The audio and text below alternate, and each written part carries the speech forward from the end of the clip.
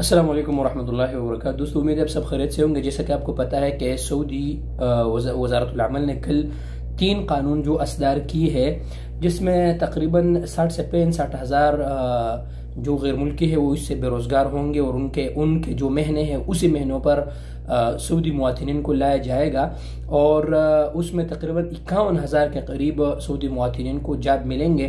तो दोस्तों, उसमें कुछ पाबंदियां लगाई गई हैं जो मैं आप दोस्तों के साथ शेयर करता हूं कि वो कौन से महीने हैं जिस पे सऊदी मुवातिनीन को उसमें लाया जाएगा। उसमें सबसे पहला जो दोस्तों वो है, जितने भी बड़े बड़े मॉल है, खरीदो फरोख्त के जो जगह है, होलसेल के जो बड़े बड़े मार्केट हैं, उन पर 100% 100% सऊदीजाइजेशन होगा। वहाँ पर जितने भी लोग हैं वो सब सऊदी आएंगे, सऊदीजाइजेशन होगा उसमें।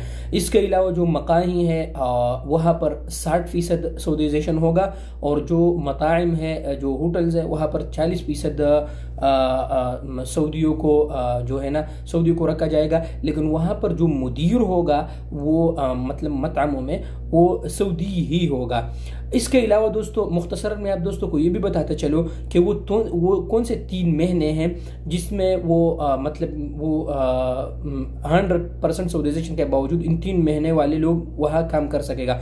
उसमें नंबर 1 जो है दोस्तों वो सफाई करने वाला, और इसके अलावा आमिल शहन जो लोडिंग अनलोडिंग करते हैं, जिसका ये महीना है वो भी अपने जॉब पर बहाल रहेगा। और उसके अलावा जो हल्लाक का महीना है वो भी इस पर बहाल रहेगा। लेकिन याद रखिए दोस्तों, ये कानून तो कल असदार हुआ था,